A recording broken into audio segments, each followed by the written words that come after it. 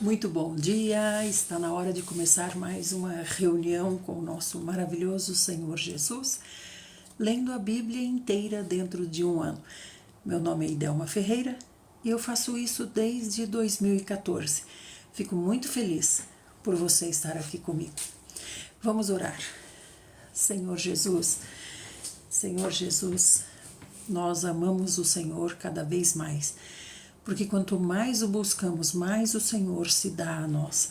Mais próximos, mais íntimos ficamos, mais queremos e mais o Senhor se dá.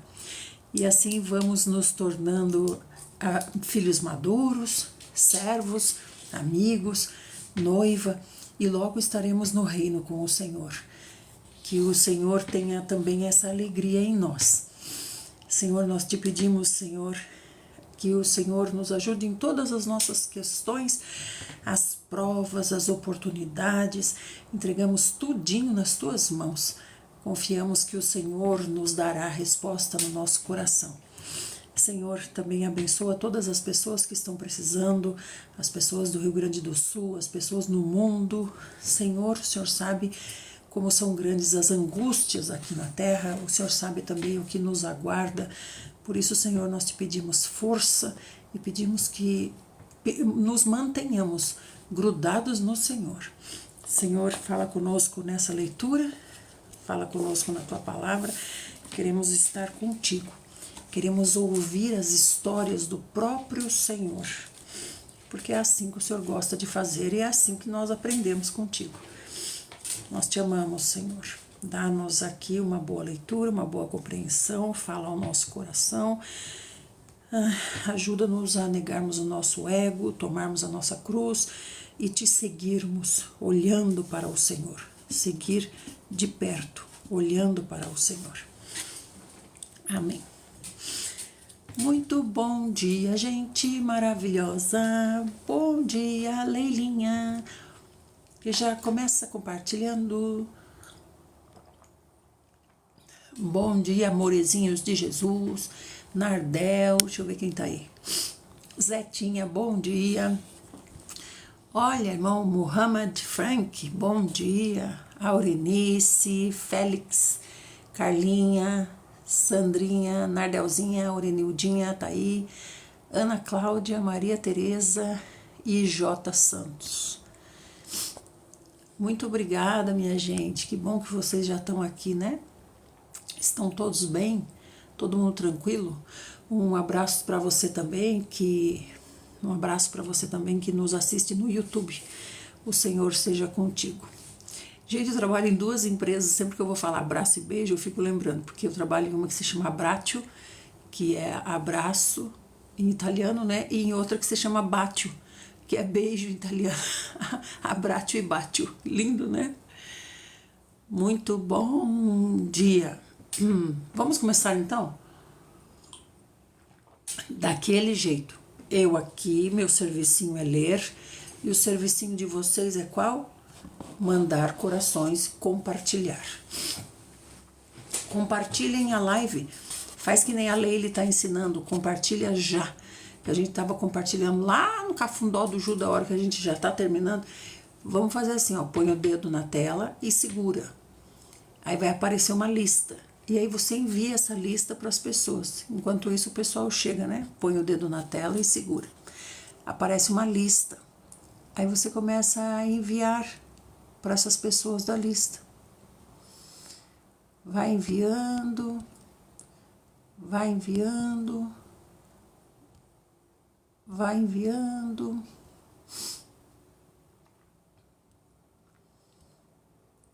Vai enviando para essas pessoas.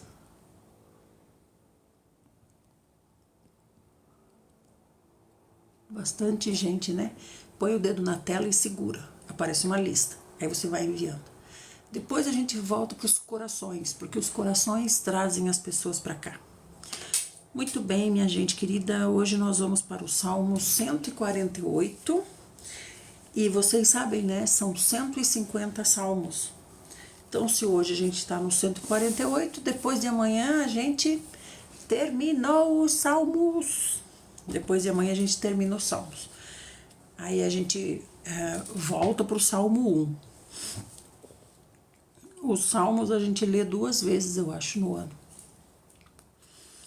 Então, o Salmo 148, Senhor Jesus, nos concentra em Ti. Queremos compreender o que essa pessoa que escreveu o Salmo sentia no momento, o que falou com o Senhor, o que recebeu do Senhor. Queremos ter partilhado para nós essa experiência, né? Esse amor, essa riqueza. O Salmo 148 diz assim: Aleluia, louvai ao Senhor os do céu, louvai-o nas alturas, ó, os do céu. Então quer dizer que tem lá no céu, né? Tem seres lá no céu. Louvai ao Senhor os do céu, louvai-o nas alturas, louvai-o vocês todos, seus anjos, louvai ao Senhor vocês todos, seus exércitos celestiais. Imagina quanto deve ser os exércitos celestiais do Senhor. A gente viu Eli mostrando, né, os exércitos que estavam quando o exército inimigo cercou ali o vilarejo de Eli e Geazi ficou assustado. Eli disse: Senhor, abre os olhos dele para que ele veja o nosso exército. E quando ele teve os olhos abertos, ele viu assim como se fosse formigas. O exército do Senhor cobria toda a terra, né? E os do inimigo fazia só o contorno da volta. Maravilhoso, né? Então aqui diz assim: louvai ao Senhor, vocês todos, seus anjos todos, imagina quantos são. Louvai o Senhor, vocês todos, todos os exércitos dos céus. Que coisa tremenda, imagina quando a gente puder ver isso. Gente, sabe o que eu penso? Eu penso assim, eu fico falando assim: Senhor, imagina só como vai ser quando a gente puder ver, conhecer o que hoje a gente não consegue nem imaginar como é. Imagina só quando a gente puder ver isso. O Senhor diz que os anjos, eles são ministradores em nosso favor, né? E quando a gente estiver lá, no reino, nós, seres tão pequeninos, nos tornaremos imortais e poderosos filhos de Deus, co-reis e co-herdeiros com o Senhor. Imagina só, Eliseu ou Eli? Então imagina só tudo isso, né, que a gente vai poder ver quando estiver lá e quando nós estivermos governando sobre as nações, esses anjos para serem os nossos cooperadores também. Gente, é muita maravilha, é muita maravilha. Senhor Jesus, eu fico só pensando. Salmo 148, 3. Louvai o Senhor, sol, lua, louvai o Senhor, vocês todas, estrelas brilhantes. Louvai o Senhor, vocês, os mais altos céus, e vocês, águas que estão acima do firmamento. Que eles louvem o nome do Senhor, porquanto Ele ordenou e vocês foram criados. Ele os estabeleceu para todo sempre, ao promulgar uma lei que não vai passar. Certas teorias pregam que há uma inércia atual, que Deus já criou, entregou a sua criação à própria sorte. As Escrituras, no entanto, revelam que Deus não cessa de trabalhar e que cuida com zelo de cada detalhe da sua criação. Que eles louvem o nome do Senhor, Ele os estabeleceu para todo sempre, ao promulgar uma lei. Essa lei aqui é a orquestra do Senhor, né? O Senhor tem controle. Imagina só, gente, se o sol se desloca 1 milímetro para um lado ou para o outro, o quanto isso afeta todo o universo, né? E o Senhor tem controle de todas essas coisas. Aliás, a Terra é um cisquinho de areia no meio de tudo que existe, né, irmão Enoque? Olha, mais um irmão Enoque. Temos 2 irmãos Enoques. Louvai ao Senhor, vocês da terra, cetáceos e profundezas todas, relâmpagos, granizo, neve, neblina, vendavais, tempestades, todos dóceis à sua palavra. Ó, a sua palavra, quando a palavra do Senhor sai, pronto, é o que basta. Montanhas e todas as colinas, árvores frutíferas e todos os cedros, feras e todos os rebanhos domésticos, répteis, aves que voam e todos os demais seres vivos. Gente, é um tremendo louvor, né? Reis da terra e todos os povos, governantes e todos os magistrados da terra, moços e moças, velhos e crianças, que todos louvem o nome do Senhor, pois o seu nome é o único, sublime. Sua majestade está acima da terra, está acima dos céus. Ele outorgou glória e poder ao seu povo. Ó, aqui, ó. Ele outorgou, ou seja, ele cedeu, ele deu uma procuração, é uma manifestação dele, uma extensão dele, glória e poder que ele deu para o seu povo. E tem recebido louvor de todos os que são fiéis. Veja, ele dá para todo o povo, mas só os que são fiéis é que devolvem para ele louvor. Dos israelitas, povo a quem ele tanto ama, aleluia. Louvado seja o nome do Senhor. Que coisa maravilhosa, que coisa tremenda. Como imaginar tudo isso, né, amados irmãos? Como imaginar? A gente tem a nossa mente muito limitada, né? Com as poucas coisas que nós conhecemos e vemos aqui na Terra, né? Olá, irmão Gilmar. As irmãzinhas vão pegar o seu nome, está bem? As irmãs de intercessão. Provérbios 18, 6 e 7. As palavras do insensato provocam contendas, e sua língua clama por açoites. As palavras do insensato provocam contendas, e sua língua clama por açoites. É como diz a mãe para a criança, né? A minha falava bem assim: faz hora que você está pedindo para apanhar. Faz horas que você está pedindo para apanhar. É isso aqui, ó. Aí apanha e chora, né? As palavras do insensato provocam contendas, e a sua língua clama por açoites. Assim é o Senhor, por isso o Senhor nos deu pais terrenos, para que nós entendêssemos qual é o relacionamento entre pai e filho, mãe e filho. É a mesma coisa, o Senhor nos deu para nós termos uma noção de como Ele nos vê, como Ele nos corrige, como Ele nos ama. Então é isso mesmo que eu estou dizendo. Por exemplo, a minha mãe dizia: faz horas que eu vejo que você está pedindo para apanhar. O meu marido, por exemplo, ele fala, né, para o meu filho: você paga para levar choque, paga para levar choque. É esse versículo aqui, ó. E a língua clama por açoites. A boca do insensato é sua própria desgraça, e os seus lábios uma verdadeira cilada para a sua alma. Tá vendo, gente? Aquilo que nós falamos é aquilo que nós temos. O que nós falamos é o que se nos dará. Veja, observe o que você fala o dia inteiro. Quantas vezes você reclama? Quantas vezes você murmura? É isso que você firma na sua vida. É o que você fala, é o que se dará a você. É isso que o Senhor está dizendo. Vamos para o Velho Testamento? Estamos em 2 Reis e paramos no 18. Bom dia, Michelinha. Bom dia, Andrainha. Estamos em 2 Reis 18. No 3º ano de Oséias, filho de Elá, rei de Israel, Ezequias, filho de Acás, foi proclamado rei em Judá. Tinha 25 anos de idade quando começou a reinar e governou 29 anos em Jerusalém.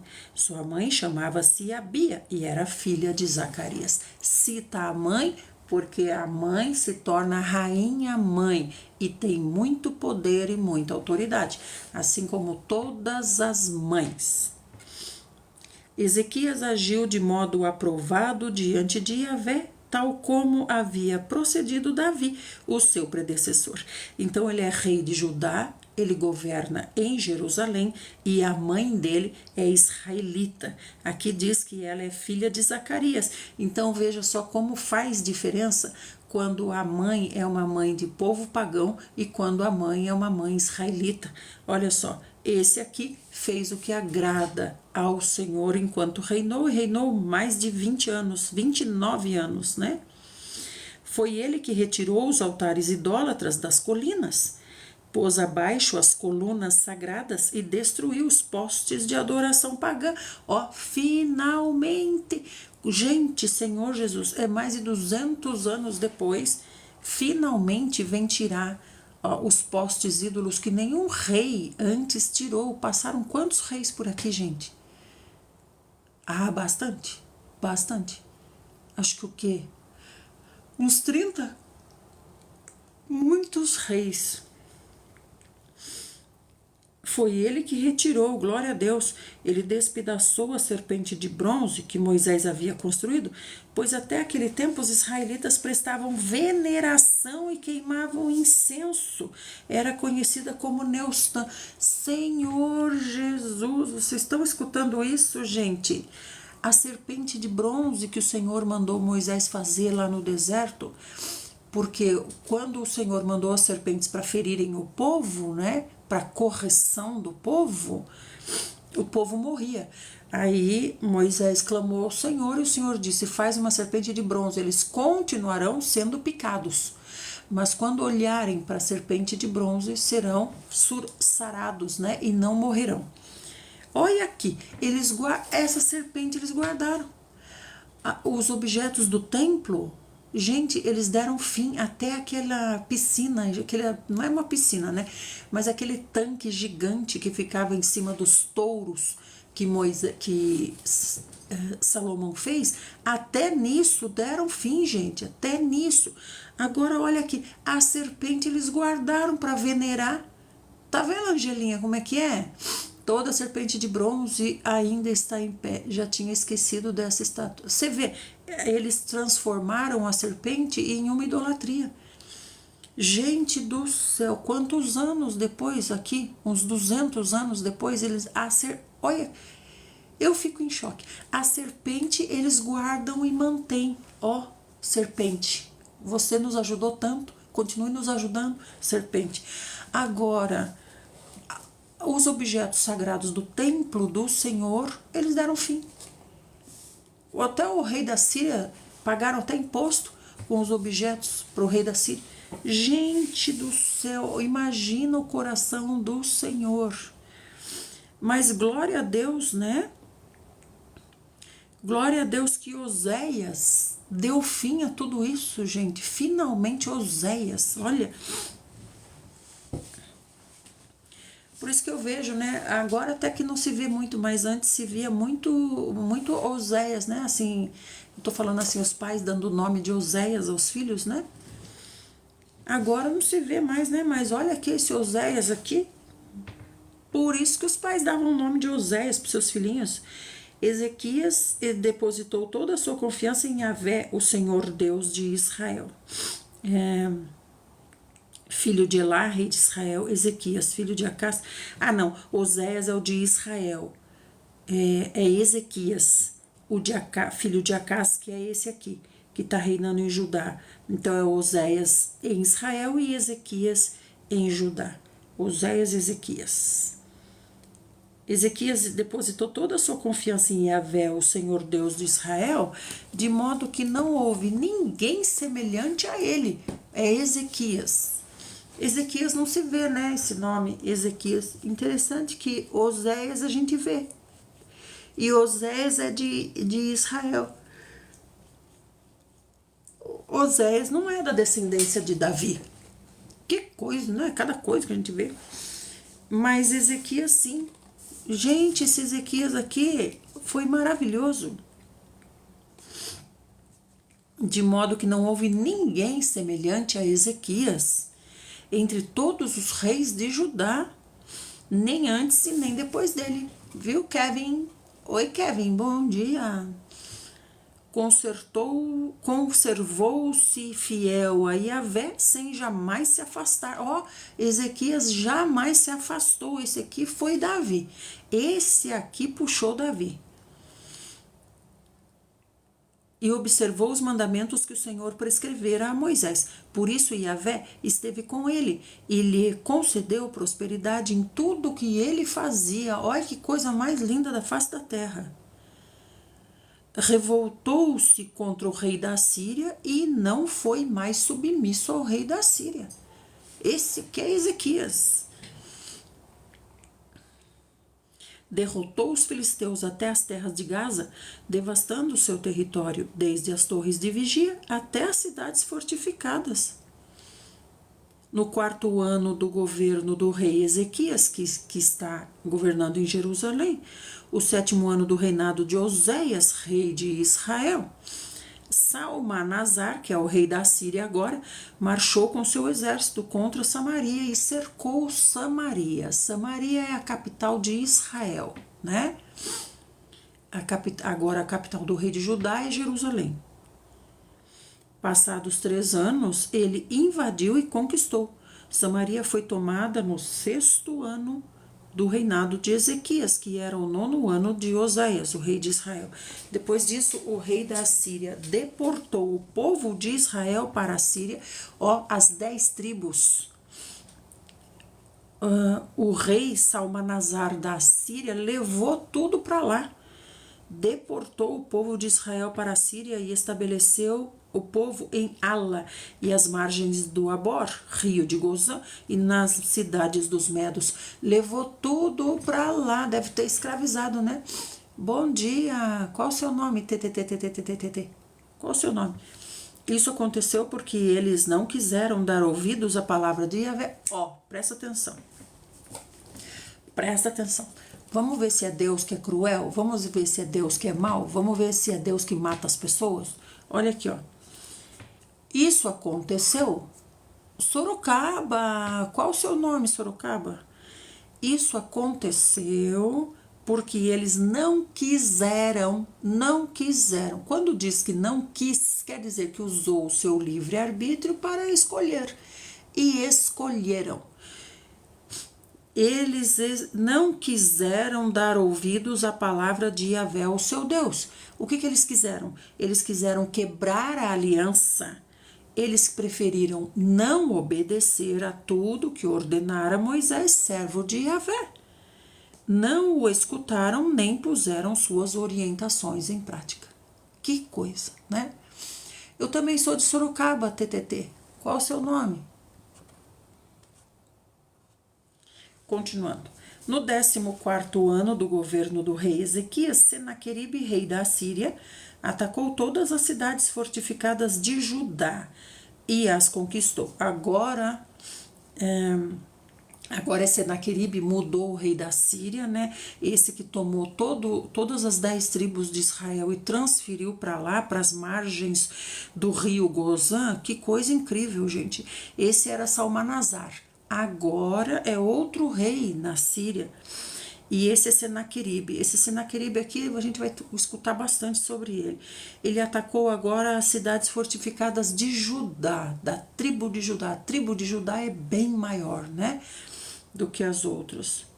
Então Ezequias, rei de Judá, mandou esta mensagem ao rei da Síria em Laques: confesso que errei, agora, pois, para de me atacar e eu pagarei tudo o que você exigir. Então a gente sabe que Ezequias enfrentou o rei anterior e se recusou a pagar impostos. Agora esse rei novo aqui vem contra ele, né? E aí ele diz que vai retomar o pagamento.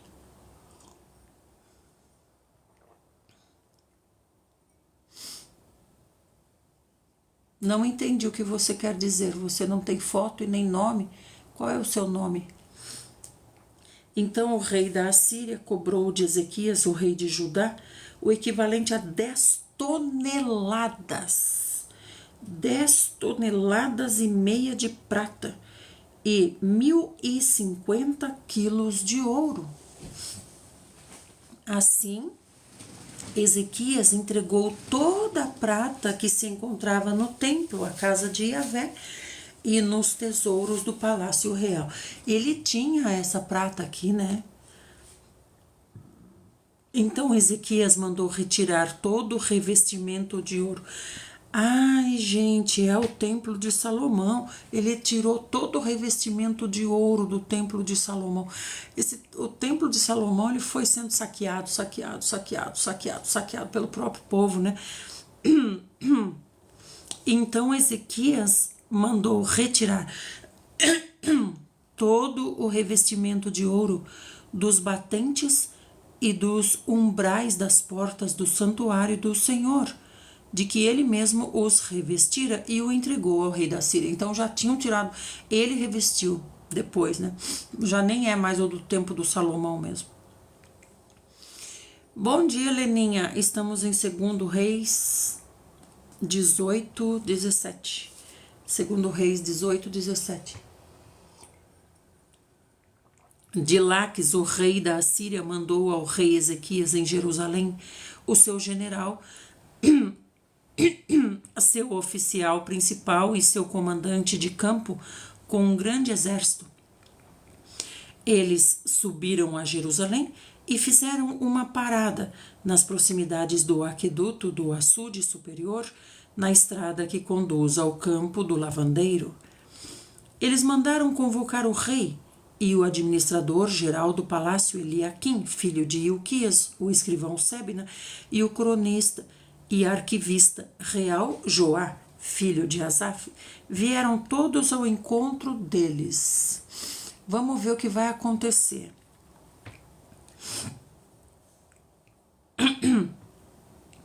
O rei da Síria mandou para o rei Ezequias, né?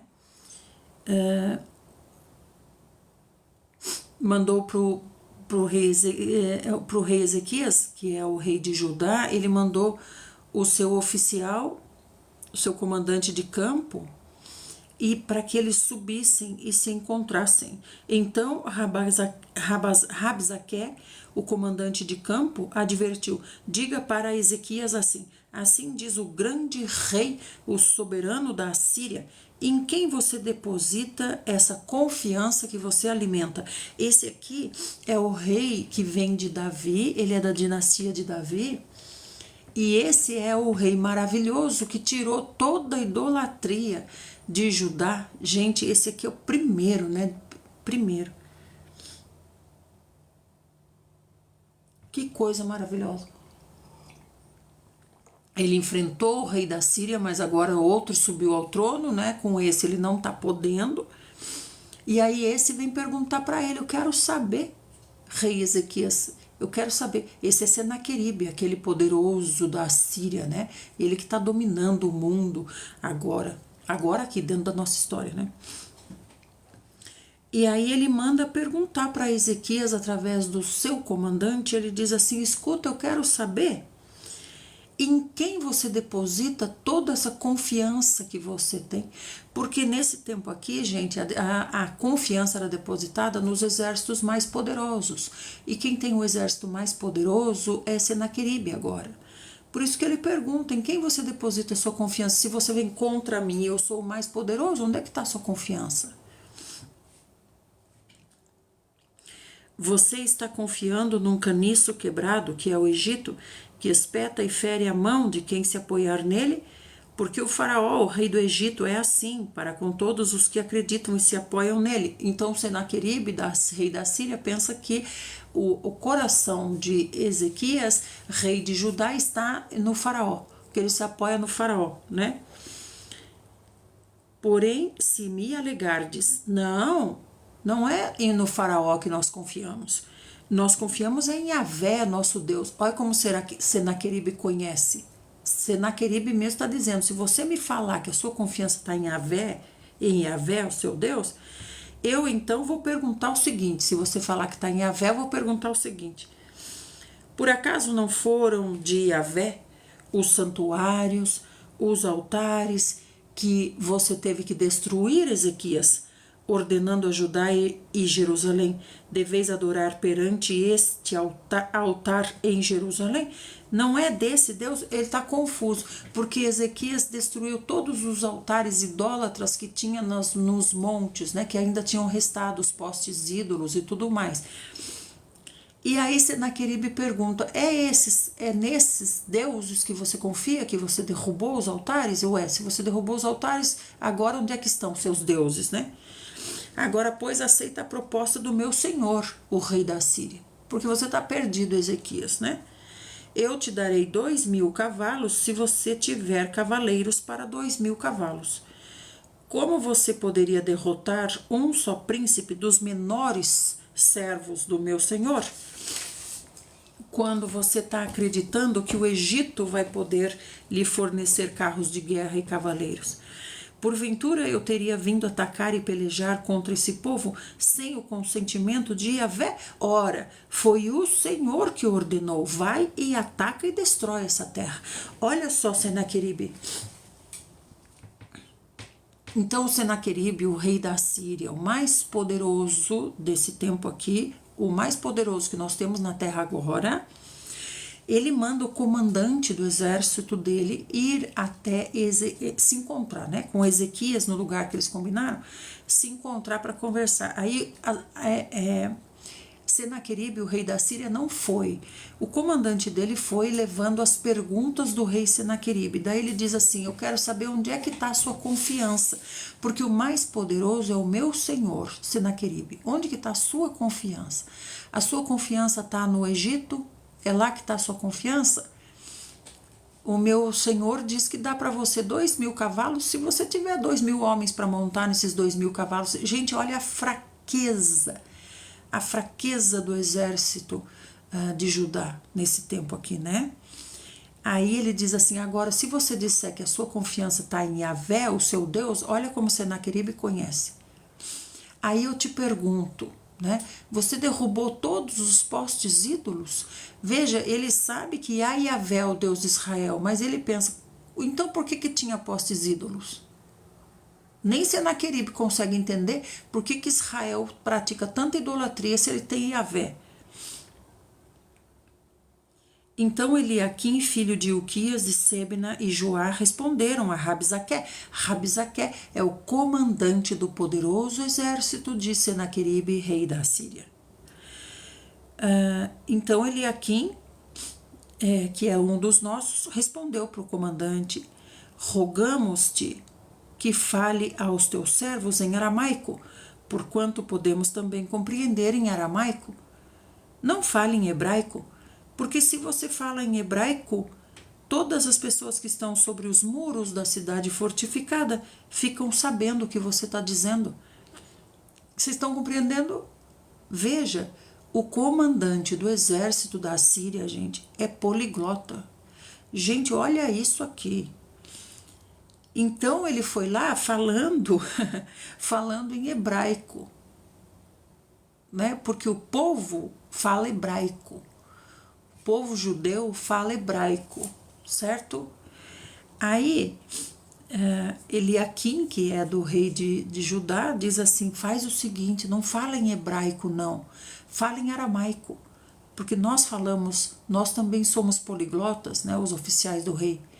Fala em aramaico, porque daí a gente compreende, vocês compreendem, mas o povo que está no muro lá da cidade fortificada não escuta o que nós estamos acertando aqui.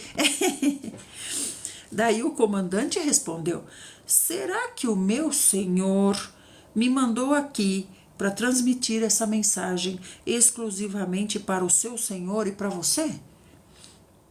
E não para todos quanto estão ao nosso redor e também os sentados lá no muro, que assim como cada um de vocês haverão de comer as próprias fezes e beber a própria urina? Veja, Senaqueribe quer sitiar ali pelo visto, né? Não vai ter mais comida e não vai ter mais bebida. Nós já passamos por isso uma vez, nós sabemos muito bem como é que é. Não é verdade? Nós estávamos lá dentro da história. E aí, Rabsaqué se levanta e brada em hebraico, para todos entenderem, que é a língua dos judeus. ouvi a palavra do grande rei, o soberano da Assíria. Eis que declara o rei: não deixeis que Ezequias engane vocês, o rei, porque ele não será capaz de livrar vocês da mão de Senaqueribe. Tampouco ele possa convencer, tampouco não convença vocês, Ezequias, a depositar toda a confiança de vocês em Yahvé, o Senhor, argumentando assim: o Senhor com toda certeza vai nos salvar, e essa cidade não será entregue nas mãos do rei da Síria.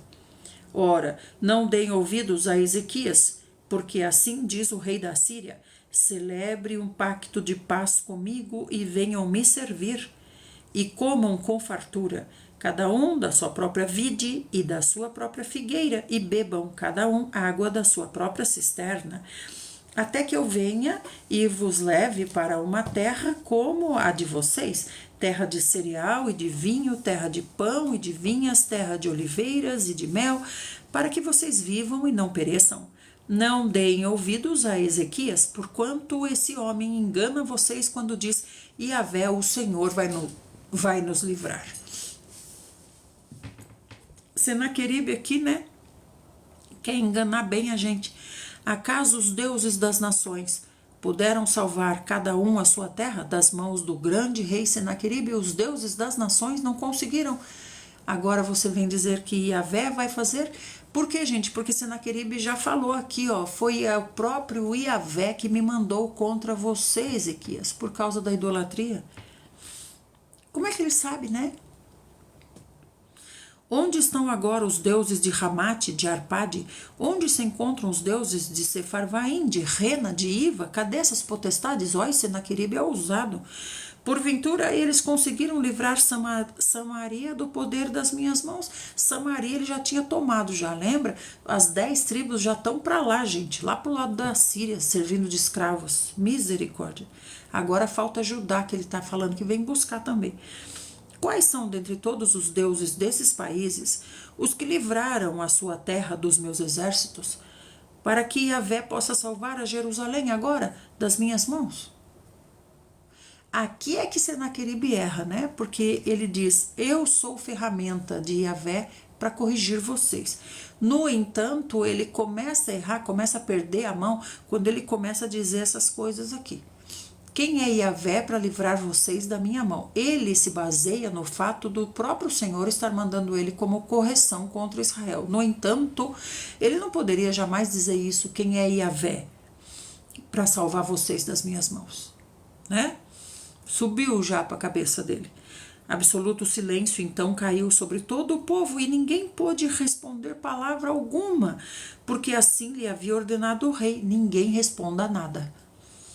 Então Eliaquim, o filho de Ilquias, o mordomo e administrador geral do palácio, e Sebna, o escrivão, e Joá, o filho de Asaf, o cronista, vieram ter com o rei Ezequias, trazendo as respostas, né, com suas vestes rasgadas em sinal de indignação, e lhe comunicaram as palavras desafiadoras de Rabsaque, que é o comandante de Senaqueribe.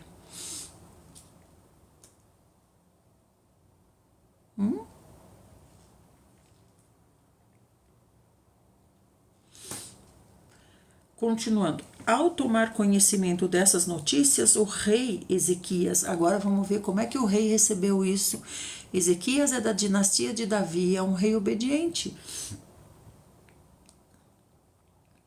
Quando ele ficou sabendo, ele rasgou as suas vestes, cobriu-se de pano de saco em sinal de profunda tristeza e entrou lá no templo de Yahvé, a casa do Senhor. Veja, ele vai buscar o Senhor, né? Então enviou Eliaquim, o mordomo e administrador geral do palácio, e Sebna, o escrivão, e os anciãos dos sacerdotes, todos vestidos de pano de saco, à presença do profeta Isaías, o filho de Amós. Então, agora nós nos lembramos do Senhor Yahvé. Vamos buscá-lo em total desespero, né, gente? Gente, fiquem nos corações, tá? Igual a Eunicinha tá falando, fiquem nos corações pro TikTok mandar as pessoas para cá. Quando você manda os corações, você tá fazendo a obra, porque você tá chamando as pessoas para ouvirem a palavra de Deus. Se você manda 1000 corações, uma pessoa vem para cá.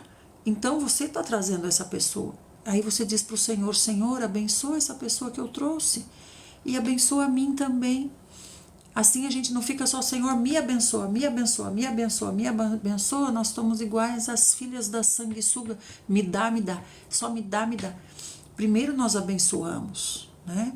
Primeiro nós servimos, para depois nós sermos servidos, né? E isso agrada ao Senhor. Mande os corações, amém? E eles lhe transmitiram a seguinte mensagem: assim diz Ezequias, esse é o dia de grande angústia, dia de repreensão, dia de vergonha, porquanto filhos estão para nascer, mas não há ânimo nem forças para se dar à luz. Eles estão angustiados demais, porque Senaqueribe é muito forte. Bem pode ser que Yahvé, o Senhor teu Deus, tenha ouvido todas as palavras de Rabsaqué, a quem o seu senhor, o rei da Síria, enviou para insultar o Deus vivo. Que Yahvé, o Senhor teu Deus, o repreenda pelo que ouviu, interceda, pois, pelos que ainda sobrevivem. E assim, quando os oficiais do rei Ezequias entregaram essas mensagens a Isaías, esse respondeu: diga isso ao seu senhor, que é Ezequias, o rei de Judá. Assim diz Yahvé, o Eterno: não tenha medo das palavras que você ouviu, das blasfêmias com as quais os asseclas do rei da Síria vieram afrontar. Veja, por isso que eu estou falando, o rei da Síria é ferramenta de correção contra Judá, mas o rei da Síria errou quando disse que nem mesmo Yahvé podia com ele. Por isso agora o Senhor está dizendo isso aqui para Ezequias: porquanto eu vou mudar o espírito dele e as suas intenções. Tá vendo? É o próprio Senhor que tinha feito o coração de Senaqueribe vir contra Israel para a correção. Agora o Senhor está dizendo: eu vou mudar o espírito e as intenções dele. Eis que ele receberá certa notícia que o fará tomar a decisão de retornar imediatamente de volta para a Síria. Ele tá lá, o exército dele tá lá esperando a resposta de Ezequias, se Ezequias vai se entregar ou se vai querer guerra.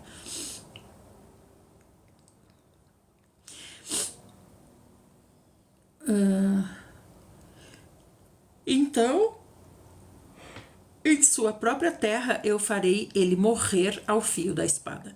Rabsaqué, então, que é o comandante, voltou e encontrou o rei da Síria em combate contra Libna. Ele estava guerreando já para lá, porque havia sido informado que o rei partira de Laques.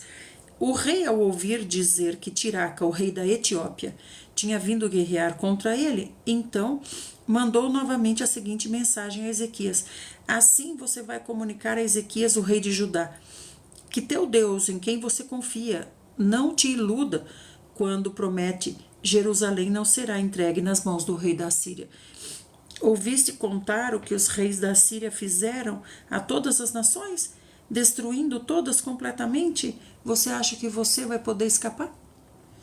Acaso os seus deuses, o rei da Síria, gente, ele sabe que Yahvé é o Deus de Israel, mas ele sabe que Israel cultua muitas pequenas potestades, né? Pequenas potestades, muita idolatria em Israel. Por isso que ele diz os seus deuses aí.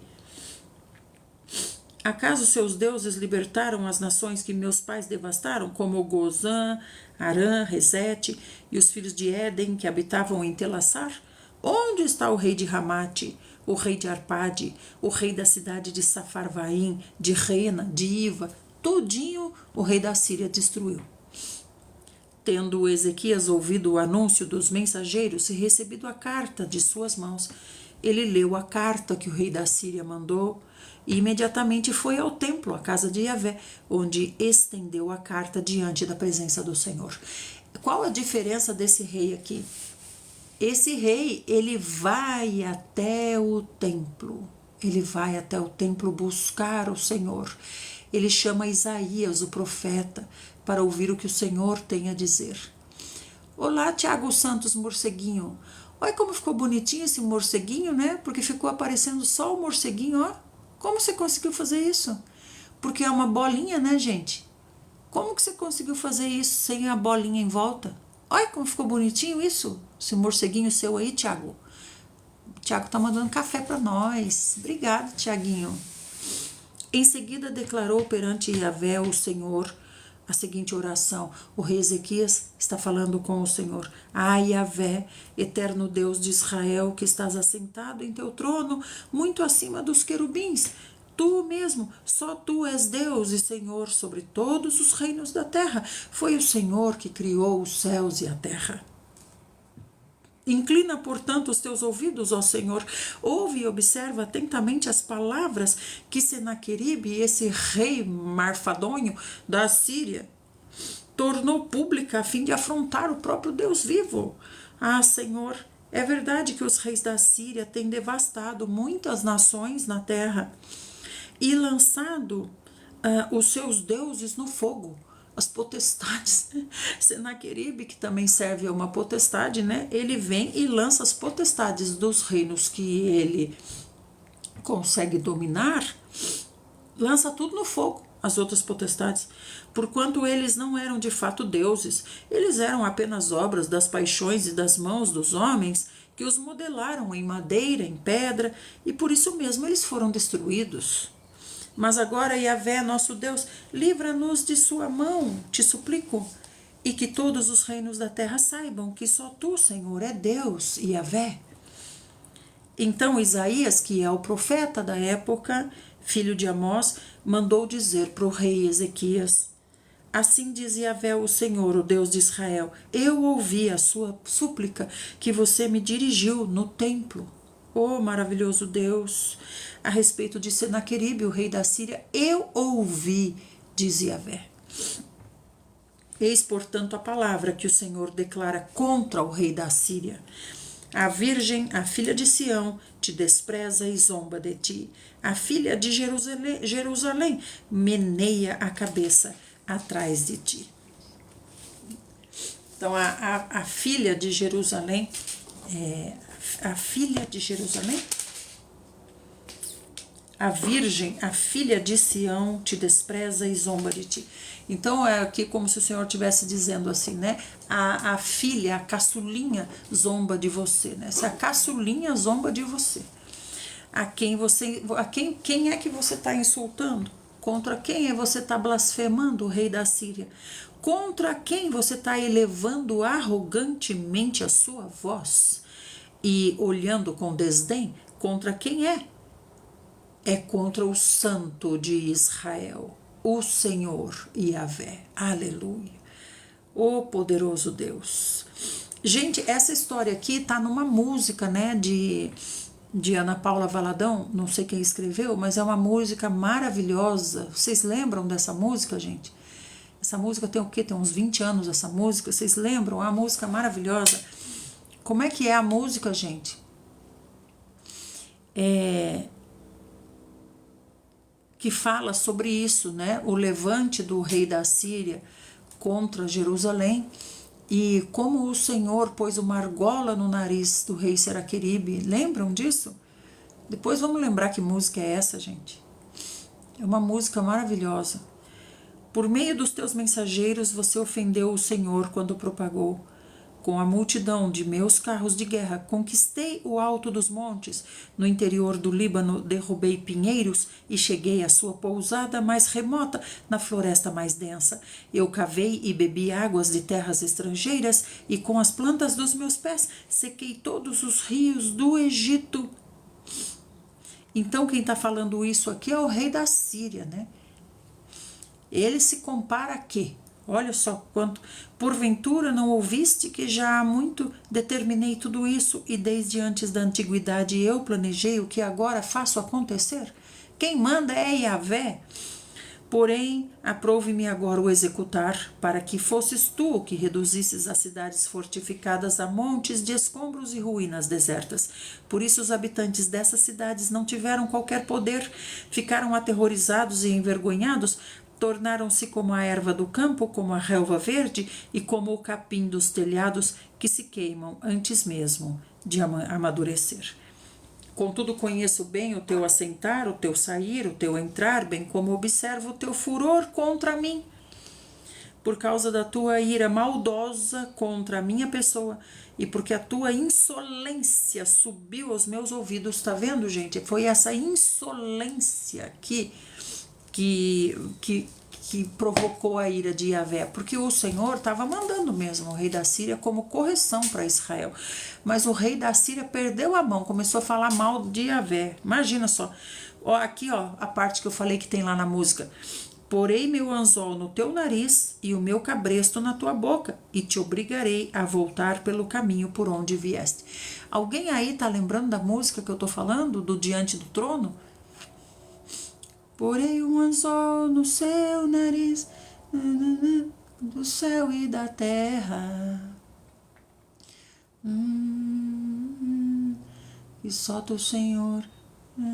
Ai, não consigo lembrar. E este será o sinal que darei a ti, Ezequias: neste ano comereis o que crescer espontaneamente do solo, no ano seguinte o que brotar disso, mas no terceiro ano você vai voltar a semear e colher, vai plantar vinhas e vai comer dos seus frutos.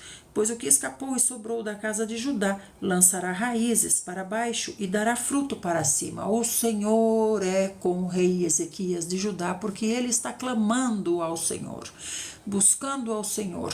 E tudo isso aqui o Senhor está falando para ele através de Isaías.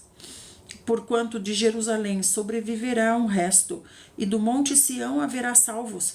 Eis o que fará o zelo de Yahvé, o Senhor dos exércitos, o zelo de Yahvé por seu povo. Ninguém afronta Yahvé. Que só tu, Senhor. Sendo assim, eis o que diz ainda o Senhor acerca do rei da Síria: ele não entrará nesta cidade de modo algum, nem lançará flecha nenhuma, de nenhuma espécie contra o seu povo. Não enfrentará essa cidade com escudo, tampouco vai destruir as rampas de ataque ao redor, vai construir, né, rampas de ataque ao redor dela. Essas rampas de ataque aqui é porque a cidade tem muro, né, as cidades são cercadas por muro.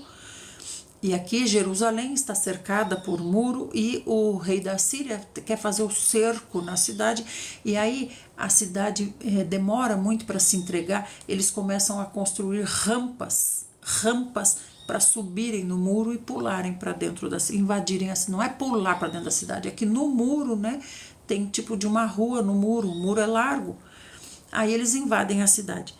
Ele retornará aos seus pelo mesmo caminho por onde veio, mas não entrará jamais nessa cidade. Este é o oráculo de Yahvé, assim diz o Senhor. Porque eu protegerei esta cidade e a salvarei, por amor de mim e por amor do meu servo Davi.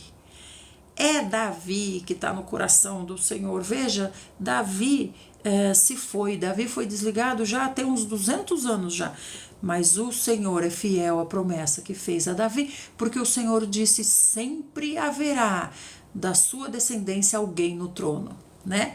Agora Jeú, por exemplo, aquele rei de Israel, o Senhor disse só 4 gerações, né? É você, o filho, não, é o filho, o neto, o bisneto e o tataraneto, e realmente foi. Depois não teve mais.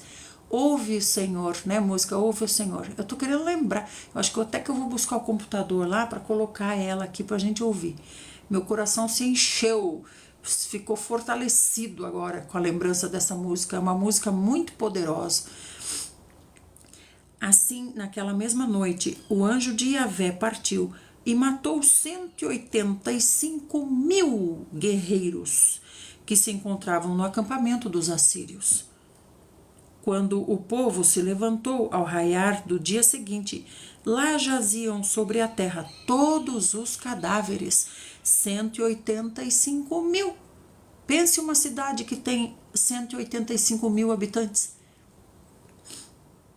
Então Senaqueribe, que é o rei da Síria, fugiu apavorado, retornando a Nínive, onde permaneceu.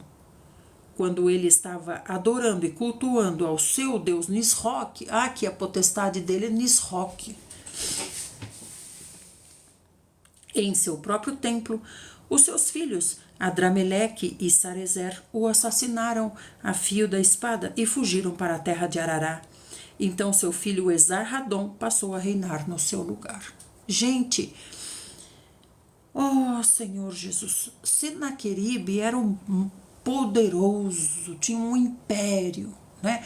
Por isso que ele era tão arrogante, se firmava no seu poder. E o seu poder vinha dessa potestade aqui, Nisroque. Mas então quando ele falava, né, quem é Yahvé para poder comigo? Era Nisroque falando. E por isso que eu digo, a guerra, gente, é entre o Senhor Jesus e Satanás. A guerra é entre esses dois, né? Veja como o Nisroque provoca Yahvé, né? Provoca, chama para briga. E aí o Senhor estava só observando, mas aí o Senhor se levantou. Por quê? Por causa da indolência dele. Ele não ficou na esfera terrena, ele subiu lá para a esfera celestial para provocar Yahvé. Não é verdade?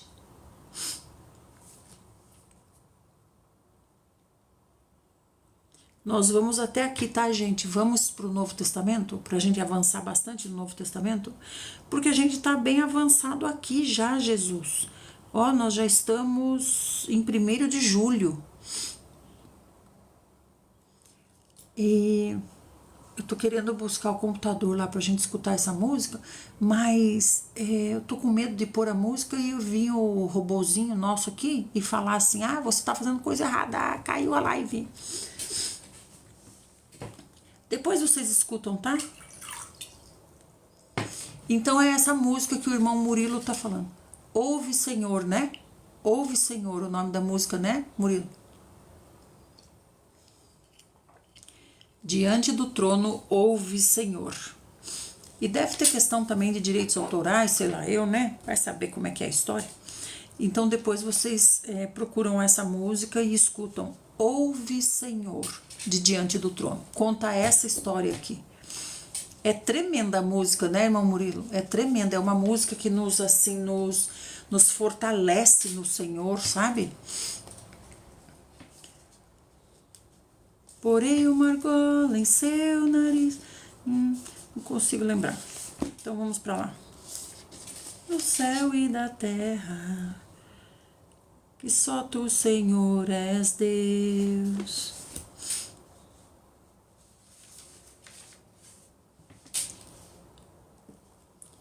Zomba e diante.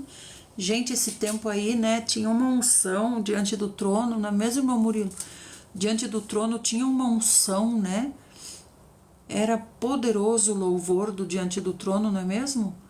Era tremendo, todas as músicas. Gente, era tremendo. Era o Diante do Trono e a Aline Barros. Que unção eles tinham. Que unção eles tinham, né? Era muito. O louvor era muito poderoso. A gente sentia realmente o Senhor, né? Sentia o Senhor, sentia que vinha do Senhor para o Senhor. Era maravilhoso. Diante do Trono e a Aline Barros, né? Hoje é difícil a gente ver isso, né, gente? Eu perdi o gosto de ouvir, sabia? Música gospel. Por exemplo, eu trabalho viajando, né? Eu viajo muito e eu não vou escutando louvores, eu vou escutando pregações, eu vou escutando estudos bíblicos. Eu perdi o gosto, faz tempo, gente, que eu perdi o gosto de ouvir louvor. Eu acho que o último que eu ainda sentia assim, a presença do Senhor, era Matos Nascimento. Vocês lembram de Matos Nascimento? Matos Nascimento também, eu sentia assim, o Senhor, né, o Senhor. E depois disso, gente, olha, sinceramente, depois disso, depois que a música gospel se tornou apenas mais um gênero de música, né? Daí, sei lá, depois que começaram a frequentar os grandes, a grande mídia, não sei o que aconteceu, gente. Não sei o que aconteceu. Mas eu não senti mais, eu não escuto mais louvor. Faz tempo que eu não escuto louvor. Olha, eu tinha o quê? 30 anos quando eu escutava esses louvores aí que eu tô falando, né? Sim, virou um show. É estranho, né? não se sente mais. Gente, naquele tempo o povo se juntava, né? Tinha encontros, né? Encontros das igrejas, essas coisas e tal, né? A Ana Paula Valadão mesmo fazia encontros, mas não era a finalidade dos encontros não era shows, né? Não era shows. A finalidade do encontro era pregação do evangelho, né? Era também fortalecer a fé dos irmãos. Então havia encontros de 10 mil pessoas, né? Por exemplo, lá na Estância Árvore da Vida, que é aquela concha que cabem 10 mil pessoas, tinha, mas, gente, era uma coisa tão assim, tão espiritual, era elevado, era tremendo, era um avivamento, como se dizem, né? Dos encontros antigamente, né? Era um avivamento, era uma coisa tremenda. Hoje, gente, não vou citar nome de ninguém, mas a gente vê cada coisa, sabe? Eu não sinto, sinceramente, não sinto prazer e não sinto que estou louvando ao Senhor através do que é cantado hoje. Não sei, é uma esfera estranha, né? Agora, Matos Nascimento, acho que foi o último. Gente, tocava fundo no coração a voz dele, né? A voz, o tom, as letras. Era tremendo, era fantástico. E eles tinham também testemunho de vida, né? Matos Nascimento mesmo tinha um testemunho tremendo, né? Ele era mendigo. Não é que ele era mendigo, ele se tornou mendigo, né? Perdeu tudo, tal, se tornou mendigo, o Senhor o levantou. É tremendo, assim, tinha um testemunho, tinha um peso, tinha algo, né? Um testemunho. Agora não, agora parece que as pessoas são fabricadas, né?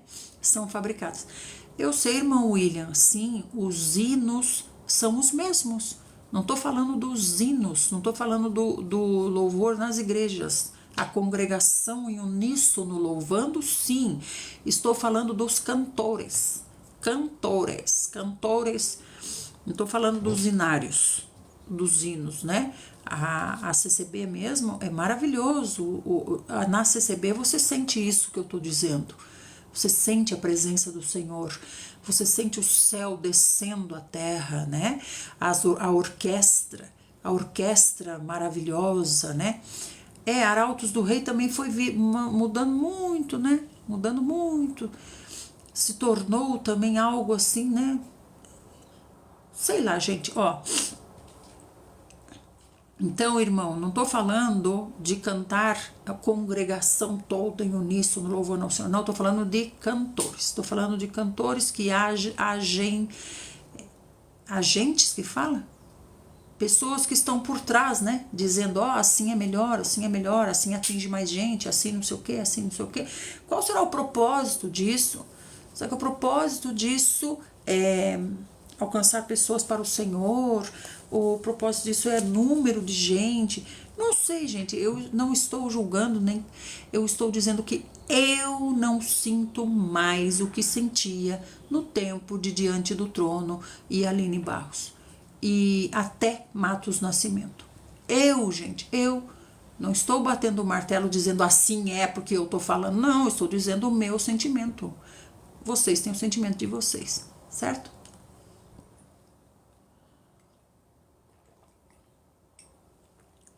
Muito bem. Então nós vamos para Atos, certo? Estamos em Atos. O Deus desse século faz o que rende mais. É estranho demais, né? Atos 23. Não, nós estamos em Atos 23, 12. Os judeus tramam matar Paulo. Gente, onde é que nós estamos na história aqui? Paulo finalmente chegou em Jerusalém, não foi? Paulo queria muito chegar em Jerusalém até o Pentecostes. Ele queria estar em Jerusalém na festa de Pentecostes, que é quando todos os praticantes, todos os do judaísmo, né, não vou dizer os judeus, todos os do judaísmo convergem para Jerusalém em Pentecoste. Pentecoste acontece 50 dias depois da Páscoa, né? Penta é 5. Então, Pentecoste, 50 dias depois da Páscoa, é a festa das colheitas.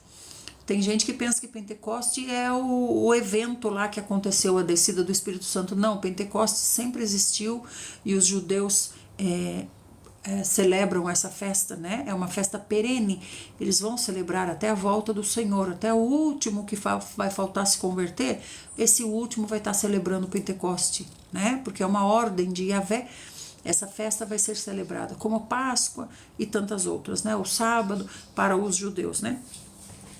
Então, Paulo queria subir para Jerusalém até o Pentecoste. Ele queria estar lá no Pentecoste com os irmãos, porque os irmãos em Jerusalém estavam passando muita necessidade mesmo, precisando de ajuda. Os irmãos de Jerusalém, né? Por quê? Porque os irmãos de Jerusalém, eles não vêm dos gentios. Pode ser que tenha algum dos gentios por meio, mas eles vêm dos judeus, eles vêm das sinagogas, né? Eles são os convertidos das sinagogas, então eles foram expulsos das sinagogas, eles não frequentam mais as sinagogas, os nomes deles foram tirados dos livros das sinagogas, eles não recebem mais ajuda da sinagoga, certo? Por isso que uma das ameaças do sumo sacerdote é essa: você vai ser expulso da sinagoga. Vocês lembram aquele que tinha, aquele coxo que Pedro falou, né? Dinheiro não tenho, mas o que eu tenho eu te dou. Em nome do Senhor Jesus, levanta e anda. Lembra desse? Que depois foram perguntar para os pais dele, né? Escuta, que negócio é esse que está acontecendo? E os pais disseram assim: ele é adulto, pergunta para ele. Por quê? Porque temiam serem expulsos da sinagoga. É perder os benefícios do clube, certo? Então, e esse coxo perdeu os benefícios do clube, né? Aquele cego também, que o próprio Senhor curou, também perdeu os benefícios do clube e passou a andar com o Senhor, né? Então, esses irmãos que eu estou falando de Jerusalém, eles não fazem mais parte do clube, onde se paga o dízimo, uma mensalidade por mês, para se ter acesso e direito aos benefícios do clube. Vocês compreendem o que eu estou dizendo? Isso existe também no cristianismo, não é? E aí o que acontece? Esses irmãos passaram a ter muita necessidade, né? Eles são excluídos, muita necessidade. E Paulo quer levar ajuda para os irmãos. No entanto, os apóstolos estão lá em Jerusalém. Todos estão vivos e sobrevivendo, mas passam muita necessidade. Então Paulo diz: eu fui constrangido no meu coração pelo Espírito, fui compelido pelo Espírito a ir ajudar os irmãos em Jerusalém. No entanto, o Espírito falou para ele muitas vezes, através de muitos irmãos em várias cidades diferentes: Paulo, se você for para Jerusalém, lá você vai sofrer muitos flagelos. E Paulo respondeu: estou pronto até para morrer. Olha só. Bom, então, agora o que acontece? Ele chegou em Jerusalém. Encontrou os irmãos, ficou uma semana com os irmãos, levou toda a oferta, né? Essa oferta é em dinheiro, com certeza. Porque eles não têm como carregar pelos navios, né, cargas de alimentos e tudo mais, que nem agora está mandando para o Rio Grande do Sul, cargas, né, de alimento, roupa, todo tipo de suprimento, graças ao Senhor há esse coração no brasileiro, né? Mas nesse tempo aqui não tinha essa facilidade, teria que se pagar para o navio levar essas cargas, né? Então ele pega as ofertas em dinheiro e leva para Jerusalém e entrega para os irmãos, e os irmãos em Jerusalém, temos os diáconos, não temos? Eles vão administrar isso, né, para ajudar os irmãos. Quando ele chega em Jerusalém, Paulo, quando ele chega em Jerusalém, ele não vai sozinho, né? Lucas, a comitiva tá junto, Timóteo, por aí.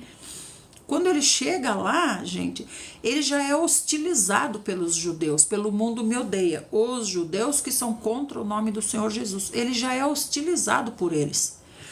Então, os irmãos cristãos, nossos irmãos, dizem assim, aconselham ele, né? Paulo, faz o seguinte, faz o ritual dos judeus, do judaísmo. Raspa a cabeça. Nós temos aqui uns irmãos que vão cumprir o ritual do voto, né? De purificação. Vão ficar.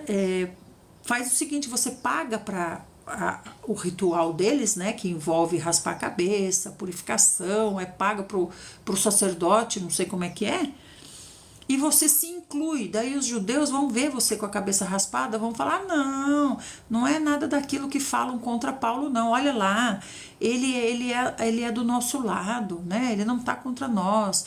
E Paulo cedeu e fez. Para que ele fez isso? Rapidinho o Senhor tirou ele de lá. Aí o que aconteceu, né? Não adiantou nada disso. Os judeus vieram contra Paulo, teve um grande alvoroço lá, né? E os judeus aprenderam com Caifás, né, o sumo sacerdote no tempo do Senhor Jesus, vamos levar para Roma, porque Roma mata. Nós não podemos matar, mas Roma pode, vamos levar para Roma, que Roma mata. Então fizeram a mesma coisa. Aqui é outro sumo sacerdote agora, né, Ananias. E ele tem essa mesma ideia aí, vamos seguir o exemplo que já deu certo. Vamos levar Paulo e entregar para Roma, que Roma mata ele. Por quê, gente? Porque Paulo dá muito prejuízo para as sinagogas. Paulo faz o número de membros baixar, certo? Por isso o mundo me odeia, está contra Paulo. E aí eles levam Paulo para esse comandante romano, né? E dizem para ele, escuta que esse daqui é contra o governo de Roma. Certo? Para Roma dar cabo da vida de Paulo. Então, Paulo é levado, né, por esse comandante. Esse comandante até faz isso achando que Paulo é chefe de um grupo de terroristas que tinha no templo lá, nesse tempo, 4.000, né? Esses 4.000, sim, eram contra Roma, né? E aí esse comandante leva Paulo e o povão vai... Gente, é igual quando foi com Jesus mesmo. O povão vai atrás... E aí o povão fica gritando, né, pro comandante, mata ele, e por aí vai, né? Então ele é levado, a discussão tá grande e ele pôde falar, né? O comandante deixou ele falar lá de uma escadaria, quando ele tá subindo para a prisão, deixou ele falar, né? E depois de ele ter falado tudo isso, ele foi preso. E na prisão o Senhor apareceu para ele. Aí o Senhor disse, Paulo, seja corajoso, porque assim como você deu testemunho da minha pessoa em Jerusalém, né? Ele estava em Jerusalém, agora não está mais, agora ele foi levado para Roma. Você deverá de igual modo testemunhar também aqui na cidade de Roma para os romanos, né? Ele está preso, certo? Só ele foi preso. E na manhã seguinte, os judeus planejaram uma cilada e juraram solenemente que não comeriam nem beberiam enquanto não tirassem a vida de Paulo. Os judeus, o mundo me odeia. Não é todos os judeus, tá, gente? Isso tem que ficar sempre claro. Não é todos os judeus. É os judeus que se sentem prejudicados pelo nome do Senhor Jesus, né? Pela palavra, né? É como se fosse hoje, dentro do próprio cristianismo, nós temos o mundo me odeia, que é quem? São os líderes que se sentem prejudicados quando você prega a verdade, a palavra, a Bíblia pura, o que o Senhor está dizendo na Bíblia pura, na Bíblia pura, entende? Quando você prega a palavra pura, alguns se sentem prejudicados. Por quê? Por que se sentem prejudicados? Por quê? Né? Então esses são também o mundo me odeia. Eles não são contra o nome do Senhor Jesus, mas eles são contra a palavra. Eles pervertem a palavra para as coisas, para o clube funcionar do jeito que eles querem, né? E o clube tem uma mensalidade, que é muito interessante.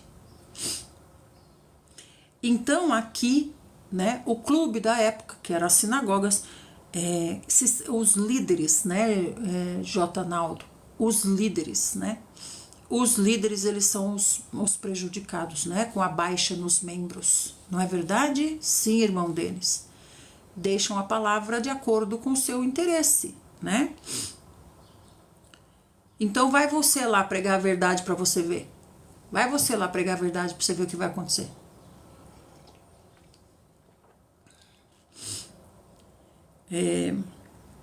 Então, esses judeus, né? Essa liderança, gente, liderança, o mundo me odeia e também vai odiar vocês, é a liderança, certo? Que se sente prejudicada. Então, na manhã seguinte, esses judeus planejaram uma cilada, porque a grande maioria dos judeus, irmão Naldo, nem sabem o que está acontecendo. Os membros do clube nem sabem o que está acontecendo, eles só sabem o que a liderança passa para eles. O que a liderança passa eles não vão pesquisar, não vão investigar, não, o que a liderança falou se a liderança falou né? Então muitos dizem assim, se a liderança faz alguma coisa errada, é eles e Deus, eu não tenho nada a ver com isso. Claro que você tem a ver com isso. Você não está no hall de membros que segue essa liderança, né? Então, gente, há de se tomar muito cuidado e observar realmente, né? Se você está seguindo um pastor ou se você está seguindo um mercenário, ou se você está seguindo um lobo vestido de pastor, né? Quem matou Jesus, quem executou foi os romanos. Mas quem é que intencionou isso? Quem é que intencionou isso? Os romanos não tinham nada contra o Senhor Jesus, nada. O próprio Pilatos falou, eu lavo as minhas mãos. Eu lavo as minhas mãos, não vejo nada contra esse homem. E o povo gritou, caia sobre nós o sangue dele, caia sobre nós e os nossos descendentes o sangue dele. Roma não tinha nada contra o Senhor Jesus, nada. Né? A mesma coisa aqui, Paulo. Roma não tem nada contra Paulo, inclusive Paulo é romano. Quem tem contra ele é o mundo me odeia mesmo. Então, eles estão dizendo, né? Nós não vamos beber e nem comer enquanto não dermos cabo da vida de Paulo. Eles estão preocupados com Yahvé? Diga para mim. Eles estão preocupados com Yahvé, Adonai? A preocupação deles é essa?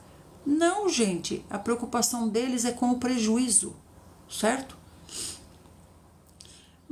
Porque se eles estivessem preocupados com Adonai e Yahvé, se eles dobrassem os joelhos e orassem a Adonai e Yahvé, o próprio Adonai e Yahvé ia dizer para eles, vocês estão errados. Mas eles não querem Adonai e Yahvé, eles querem Mamon, essa é a verdade. Então, mais de 40 homens faziam parte dessa conspiração contra Paulo. Veja, 40 homens. Quantos são da sinagoga? Milhares. E agora aqui em Jerusalém, em Pentecoste, nós temos milhões de judaizantes, vamos dizer, que estão lá adorando, né? E aí Paulo foi pinçado de lá e foi levado para Roma. Veja, deram um jeito de tirar Paulo lá do meio, senão Paulo convertia esses milhões aí. Então, antes do prejuízo, eles deram, vamos dar fim em Paulo, né? Então, veja, o mundo me odeia aqui é 40 homens. Mais de 40 homens faziam parte dessa conspiração. Então não chega a 50. Não chega a 50. Estes foram até os chefes dos sacerdotes e aos líderes dos judeus e disseram: nós fizemos um juramento sob pena de maldição de não provarmos alimento algum até que consigamos matar Paulo. Olha isso, gente, até que consigamos matar Paulo, né? Olha o J. Naldo, Jesus é uma criação romana. Fique aqui, você vai ouvir bastante sobre a história dessa criação romana. Que bom que você está aqui e está ficando com a gente, né? Nós falamos justamente dessa criação romana. Fique aqui para saber mais. Então, estamos em Atos 23:15. Agora, portanto, juntamente com o Sinédrio, que vocês sabem o que é, né? É a reunião dos líderes. juntamente com o sinédrio, solicitai ao comandante que o mande descer diante de vocês, como se vocês fossem investigar alguma coisa sobre o caso. Assim, estaremos preparados para matar Paulo antes que ele consiga chegar até aqui. Então, vocês estão vendo o que eles estão conspirando, tramando. Paulo está lá preso em Roma. O que eles estão falando, esses aqui? Vamos dizer 50, né? 50 líderes judeus. Eles estão dizendo assim, ó, foram lá no sinédrio ainda, hein? Foram falar lá na reunião, lá pro sumo sacerdote, né? Ó, nós bolamos um plano maravilhoso. Sabe como é que é esse plano? A gente vai chegar lá na prisão, né? Lá vai estar o comandante, né? E aí nós vamos dizer pro comandante, ó, diga pro centurião nos trazer Paulo, porque a gente quer fazer perguntas para ele, né? Aí, quando trouxerem Paulo, nós estaremos prontos para matá-lo. Ali mesmo, na frente do centurião. O que importa é matar Paulo. Nem que a gente seja morto, preso também, mas o que a gente quer é matar Paulo. Olha, eles estão com uma obsessão de dar cabo, né, daquele que lhes causa prejuízo. Porém, o sobrinho de Paulo, que é filho da sua irmã, ficou sabendo dessa trama, escutou. Então, ele se dirigiu até a fortaleza, onde Paulo está preso, e contou para Paulo. Então, veja, Paulo pode receber visita. Daí, o que Paulo fez? Paulo chamou os centuriões, né? Olha o tamanho dessa prisão, por isso que chama fortaleza. Paulo chamou os centuriões e disse para os centuriões: leve esse rapaz até o comandante, porque ele tem algo importante a dizer. É o sobrinho dele. O comandante é aquele greco-romano lá. Ele gostou de Paulo, na verdade, sabia? Então, os centuriões pegaram o rapaz, que é o sobrinho de Paulo, né?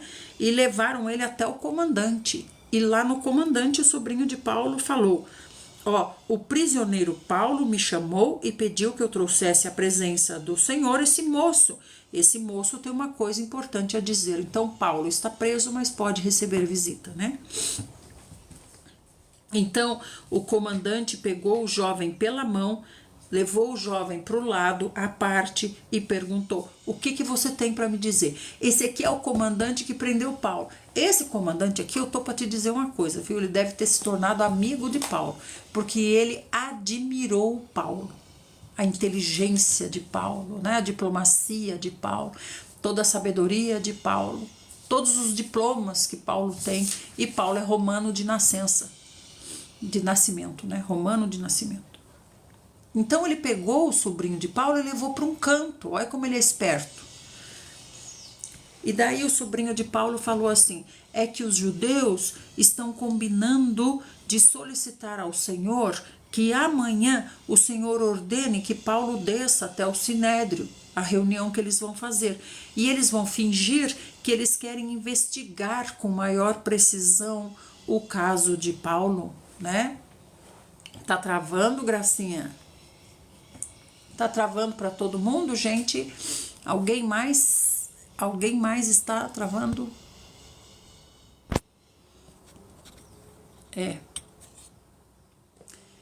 Ó, fui lá ver a internet daqui tá boa, Gracinha.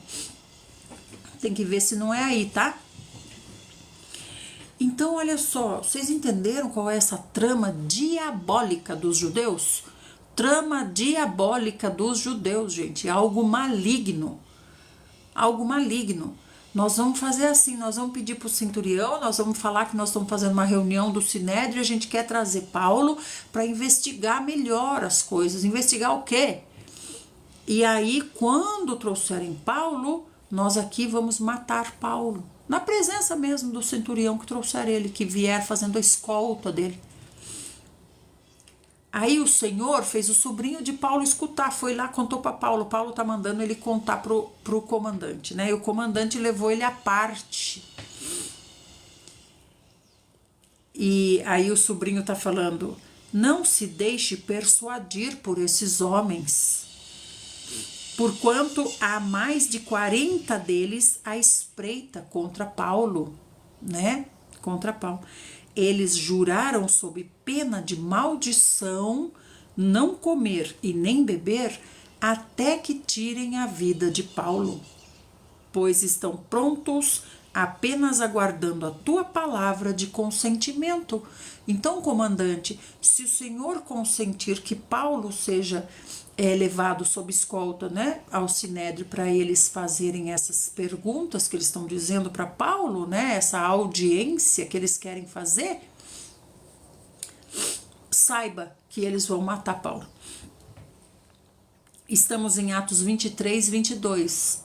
Jafebe, Atos 23, 22. E o comandante escutando, esse comandante aqui, gente, ó, ele já deve ser amigo de Paulo uma hora dessa, viu? Com certeza já deve ter conversado bastante com Paulo lá. Então o comandante mandou o rapaz sair, e daí ele deu uma ordem que não contasse para ninguém que tinha revelado aquilo. Então falou pro sobrinho de Paulo, ó, vai embora e ó, boca de siri, você não vai contar para ninguém isso que você me contou. Em seguida, chamando 2 centuriões, ele deu a ordem: preparem um destacamento de 200 soldados, 70 cavaleiros e 200 lanceiros, a fim de rumarem para Cesareia ainda esta noite às 9 horas. Providenciem também montarias para Paulo e levem Paulo em segurança ao governador Félix. E o comandante escreveu uma carta. Tremendo. As preocupações especiais tomadas pelo tribunal revelam o clima de tumulto e revolta que se instalou na cidade por conta dos sucessivos julgamentos de Paulo. Então Paulo estava passando por julgamentos, né? Mas não chega a acusação, não tem acusação que prove que ele é contra Roma. Como é que ele vai ser contra Roma se ele é romano? Por isso que os judeus estão falando, nós mesmos que vamos ter que matar Paulo. Nós não vamos conseguir que Roma mate. Vamos nós mesmos matar. Olha que filhos de Deus maravilhosos, né? Olha os servos de Adonai e Yahvé. Tá vendo, gente? Eles estão longe do Senhor faz horas. Eles estão preocupados mais com Mamon aqui, ó. Cláudio manda que alguns cavalos sejam preparados para a viagem de escolta de Paulo e seus companheiros de missão, que é Lucas e Aristarco, vão junto.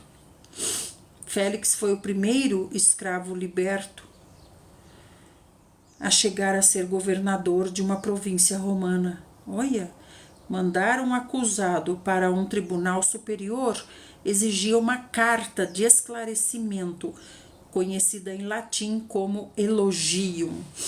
Então Félix, que é governador da província, né? Nós estamos na cidade de Roma, então esse Félix é o que governa sobre a província, como era Pilatos na época, né? Pilatos era governador, agora nós temos aqui Félix. E a história de Félix é interessante, porque Félix era escravo. Foi um escravo liberto e galgou na política até que chegou ao governo, né? Conquistou o coração do imperador. E o imperador deu a ele uma província para governar. E agora o nosso comandante aqui, nosso amigo, está mandando uma carta para Félix e mandando Paulo. Agora olha só o destacamento que ele fez para acompanhar Paulo, para fazer a escolta de Paulo. Olha, gente, isso. 200 soldados. Então, 200 soldados, já vai 2 centuriões acompanhando, né? 70 cavaleiros, mais um centurião. 200 lanceiros, mais 2 centuriões. Rumarem para Cesareia ainda esta noite, às 9 horas. Então, o comandante quer levar ele escondido, né? De madrugada. Olha o alvoroço que tá por causa de Paulo. Gente, os judeus, eles são um número muito grande, né? Então, Roma respeita esse número, o volume dos judeus, né? Que coisa incrível, né, gente? Incrível. Cláudio Lísias, aí essa é a carta que o comandante mandou. E não fala o nome do comandante, né, que ficou nosso amigo. Desde o começo não fala o nome do comandante, né? Mas ele conversa com Paulo, ele falou assim, escuta, eu tive que pagar um preço tão alto para conseguir a cidadania romana. E Paulo diz, pois é, eu sou de nascimento romano. Então essa é a carta que o comandante manda. Cláudio Lísias.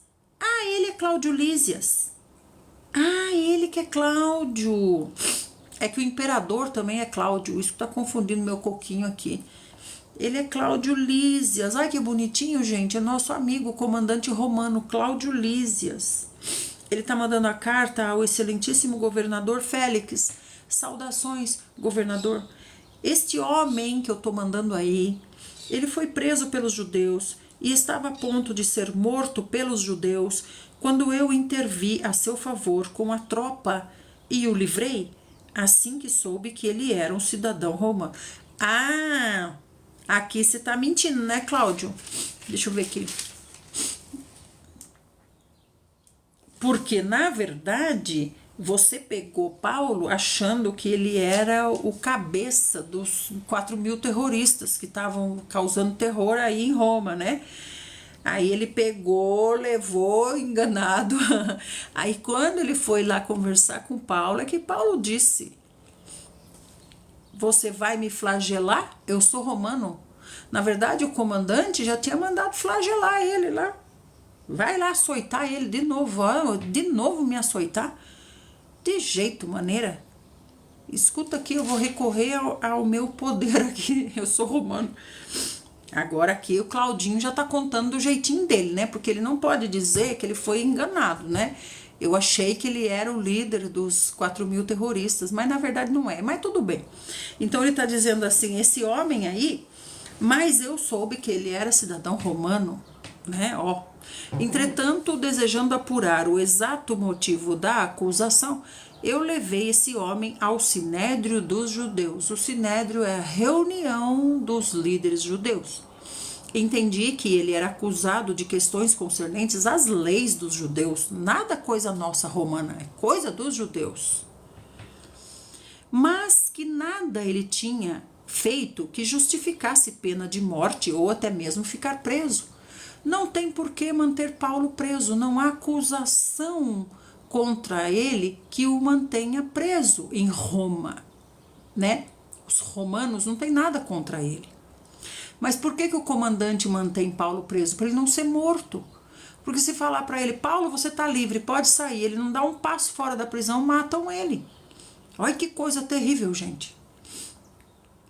Quando fui informado de que havia uma conspiração para tirar a vida deste homem, logo o enviei ao Senhor, intimando também os seus acusadores que se apresentem o caso contra ele diante aí do senhor governador Félix. Agora lascou, porque agora os judeus vão ter que ir lá diante do governador dizer o que Paulo tem contra Roma. Essa eu quero ver. E tomando Paulo, conforme lhes fora ordenado, os meus soldados estão levando Paulo durante a noite a Antipátride. Antipátride é o que? É a cidade? Herodes o Grande foi quem reconstruiu a cidade de Antipátride. É um porto militar localizado a 60 quilômetros de Jerusalém, entre as grandes cidades de Samaria e a Judéia, cuja sede do governo fica na cidade de Cesareia, 40 quilômetros de Antipátride. Então é a cidade, né? Cláudio Lísias age com a típica sutileza e astúcia da maioria das autoridades públicas. Ele procura lançar a responsabilidade pelo tumulto da cidade e pela situação polêmica de Paulo sobre os judeus. Estou falando que ele é amigo de Paulo, ficou amigo de Paulo.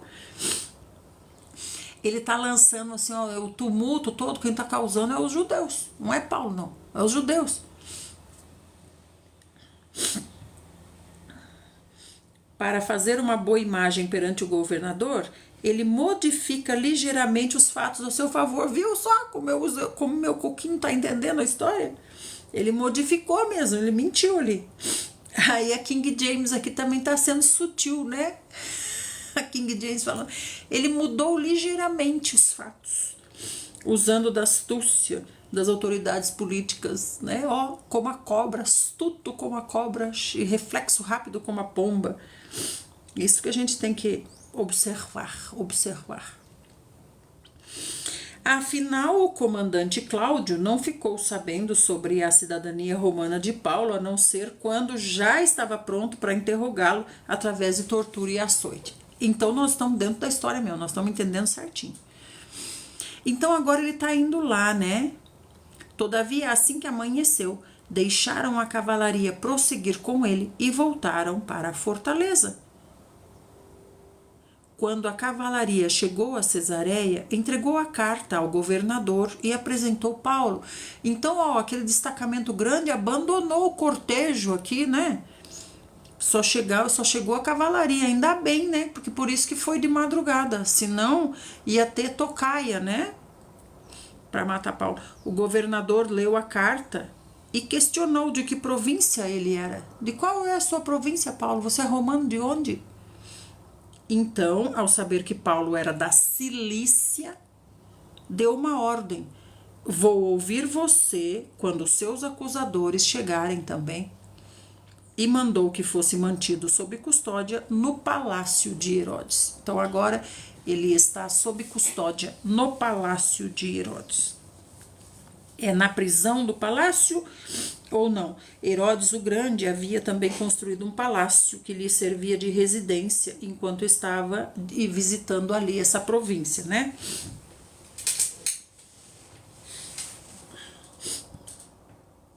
Todavia, agora era usado como pretório romano, uma espécie de escritório para negócios oficiais do imperador e para hospedar os seus procuradores. Havia pretórios erguidos em Roma, Éfeso, Jerusalém, Cesareia e em várias partes do império. Vocês se lembram que Pilatos também, né? Pilatos estava no pretório, né? Pretório é isso daqui, é uma casa, né, que pertence ao governo. Então, quando eles vêm para essa cidade, eles ficam nessa casa. Então, agora, Paulo não está numa prisão. Ele está apenas sendo mantido no pretório, né? Então, ele está num quarto, vamos dizer assim, né? Não é uma prisão agora. Mas veja bem que esperto, né? Que esperto o comandante Cláudio Lísias. Então, o que ele diz? Ele já manda o problema e já manda a solução para Félix, que ele não é bobo nem nada. Ele falou, eu estou mandando Paulo e estou mandando também os acusadores. Os acusadores que em audiência e com o senhor governador Félix, te expliquem do que eles acusam Paulo. Porque eu não vejo acusação nenhuma, inclusive ele é romano, né? E aí agora Félix segura Paulo lá no pretório, que é uma casa, segura Paulo no pretório, que é tipo um palácio, na verdade, né? Segura Paulo no pretório e fala assim, agora você fica aqui esperando os seus acusadores chegarem, porque ele viajou de madrugada, chegou lá cedinho, né? Então agora os acusadores estão sendo avisados que eles têm que ir diante de Félix, dizer o que eles têm contra Paulo. Tá ficando feio o negócio pros judeus, hein? E aí se passaram 5 dias e desceu a Cesareia o sumo sacerdote. Ele foi, Ananias. 5 dias depois desceu a Cesareia o sumo sacerdote Ananias, juntamente com alguns líderes dos judeus e um advogado chamado Tértulo. Agora vocês levam advogado, é? Os quais apresentaram diante do governador os seus protestos contra Paulo. Olha que sem vergonhas. Que sem vergonhas, hein? O que vocês me dizem? Agora eles levantaram até um advogado. E esse advogado é romano, né? E um advogado chamado Tértulo. Com esse nome, deve ser romano, né?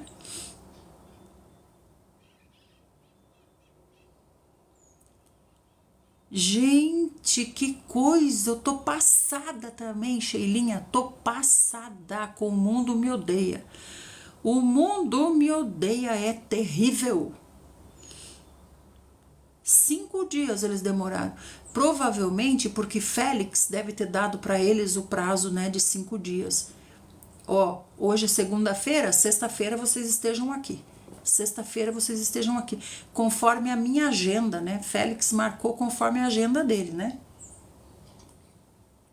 Então Félix intimou a liderança judaica de Roma, porque agora não estamos mais em Roma, né? Agora nós viajamos para uma cidade de nome super difícil, que é, como é que é o nome da cidade? Ô, cidadezinha difícil. Como é que é o nome da cidade?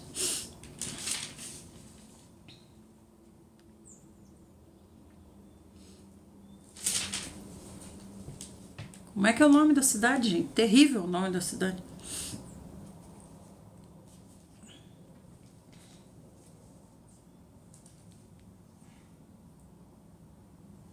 Antipátride. Antipátride, Caio. Não é Cesareia, não, gente. Antipátride. Antipátride. Nós não estamos em Cesareia. Nós estávamos em Cesareia, a gente estava antes de ir para Jerusalém, passamos por Cesareia. Cesareia fica a 40 quilômetros de Jerusalém.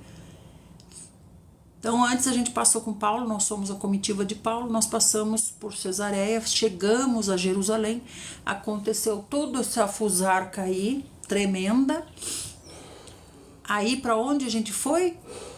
Fomos levados presos para Roma, né? Paulo tá preso e nós que somos a comitiva de Paulo estamos acompanhando, nós estamos ali em Roma também, por ali, né? Desesperados, orando ao Senhor. E aí o que acontece? O comandante manda ele para Antipátride. Antipátride é a cidade onde fica o governador Félix. Então agora ele está no pretório, que é o palácio, lá em Antipátride. Tá lá no quartinho chique. Que barbaridade, né? E Paulo, gente, é um executivo de Deus. Ele não vai igual um pé de chinelo, não. Ele não vai igual um pé de chinelo, sabia? Ele vai igual um executivo do Senhor. Ele sabe falar, ele tem oratório, ele é romano, ele é estudado, ele é tudo de bom, Paulo. Ele não baixa a cabeça, não, gente. Olha quem chegou aí, Enoque. Que coisa, eu tô passada com a cara de pau dos judeus, gente. Gente, não vamos dizer judeus, porque quando a gente diz judeus, corta meu coração. Porque não é todos os judeus. É o mundo me odeia só. É a liderança. É o sinédrio que Félix mandou convocar. O próprio Cláudio Lísios, que é o comandante, já mandou na carta. Eu tô mandando Paulo e depois os acusadores. Então Félix deve ter falado a agenda, né? Ó, vou agendar para daqui 5 dias. Não é os judeus que decidiram e demoraram 5 dias para ir, não, gente. Quem manda é o governador. Prisão de Marmetina. O que é Marmetina? Aqui é Pátride. Oh, Senhor, Antipátride aqui, irmão. Irmão Paulo, aqui é Antipátride. Não é prisão que ele tá ainda. Ele tá no pretório. Gente, nós vamos sair dessa história que o Senhor tá contando para nós. Nós vamos sair falando não era italiano na época, né? Que língua que falava na época? Gente, é tanta coisa. Como nós somos burrinhos, né? Ignorantezinhos. É tanta coisa pra gente aprender, né? Mas nós vamos sair aqui sabendo muito mais de Roma, né? Senhor, eu tô passada aqui, nem disse. Será que era latim, Leile? É aqui a carta que o comandante mandou para Félix tinha que ser escrita em latim. Mas eles não falavam latim, né? É latim? Será, gente do céu? É muita coisa, não, Leile? Muita coisa. Bom, então, minha gente, tá vendo, gente, como tem que estudar? Se a gente não estudar, a gente não entende o que o Senhor tá querendo dizer para nós. Né? É como o Senhor deu a frase para nós nas últimas lives aí, né? Quem não estuda não passa na prova, gente. O Senhor manda a prova para nós. Se a gente não estuda, como é que nós vamos passar na prova? Ah lá, o Caio tá dizendo, Leile, que era o latim mesmo. O pessoal falava grego também, não sei se o hebraico... Não, o hebraico já é coisa dos judeus. Os judeus falavam hebraico, né? Mas então é o latim. É o latim, sim. É o latim. O pessoal era inteligente. Qual pessoal, Leile? Então é o latim e provavelmente é por isso que os judeus levantam esse advogado aqui. Olha onde foi parar o negócio. Os romanos. Era a língua deles, né? Então, os romanos. E é claro que os romanos eram inteligentíssimos. Até hoje nós estamos dentro do sistema romano, né? O sistema romano é o que rege o mundo, a maior parte até hoje, o sistema romano, né?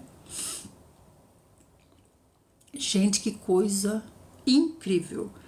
Aí esses abençoadinhos agora, os abençoados agora levantam um advogado e vão para lá. Mas olha, eles devem estar com a cabeça quente, viu? Devem estar com a cabeça quente. Ananias, o sumo sacerdote, após as palavras de advertência lançadas por Paulo contra sua pessoa no sinédrio, tornou-se um inimigo mortal de Paulo. Por isso se dispôs a viajar cerca de 100 quilômetros de Jerusalém até Cesareia, com o objetivo de colaborar pessoalmente na possível condenação de Paulo. Como é que agora fala que é Cesareia, gente? Não é Antipátride? Ah, não, já sei o que está acontecendo. Cesareia é uma região. Tem a cidade de Cesareia e Cesareia é uma região. Então Antipátride fica dentro disso, né? Eu acho que é isso, né, gente? Algumas versões traduziram literalmente a função de Tértulo como orador. Entretanto, conforme a lei, era necessário que uma pessoa idônea, versada nas leis romanas e em retórica forense, assumisse a missão acusatória formal do processo contra um cidadão romano. E Tértulo era um judeu helenístico familiarizado com os processos do Tribunal de Roma. Ah, então esse advogado aqui é judeu, mas ele entende da retórica forense e ele é versado nas leis de Roma. Mas Paulo entende também, viu, gente? Gente, que coisa tremendíssima. Bom, melhor a gente parar, né? Ou vocês querem continuar mais um pouquinho? Então, 5 dias depois, e quando foi requerida 5 dias depois, desceu a Cesareia o sumo sacerdote Ananias, juntamente com alguns líderes dos judeus e um advogado chamado Tértulo. Por isso que vocês falaram que é Cesareia, né? Mas veja que aqui diz desceu a Cesareia, é a região. A cidade é Antipátride, certo? Não, até às 8 não, santinho de Jesus, que eu tenho meu compromisso que o meu governador romano fica esperando eu ir lá fazer o jejum dele. O meu Cláudio Lísias, o meu é Cláudio Lísias, porque ele é bonzinho. Então, 7h30 eu tenho que ir lá fazer o café do Cláudio Lísias lá. Cláudio Lísias tá tomando banho. Tô escutando o chuveiro Cláudio Lísias ali tomando banho. Se converteu já. Paulo converteu ele. Ai, meu Deus do céu. Senhor Jesus. É tremenda a história que o Senhor conta pra nós, né? E daí o que aconteceu? 5 dias depois vão os bonitos lá.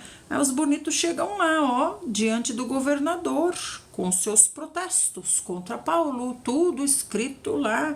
Quando foi requerida a presença de Paulo, começou Tértulo a acusar. Olha aqui, o Tértulo famigerado, Paulo nem chegou e ele já está acusando. Excelentíssimo Félix, governador Félix, havendo nós, por teu intermédio, desfrutado de um longo período de paz, bem como por tua providência, olha, puxa saco, reformas não continuamente implementadas nesta são continuamente implementadas nessa nação. O governador maravilhoso esse que nós temos, não é verdade, irmãos judeus? É verdade. Em tudo e em toda parte nós reconhecemos os seus benefícios com profunda gratidão no nosso coração, ó maravilhoso, maravilhoso governador romano Félix, ó excelentíssimo Félix.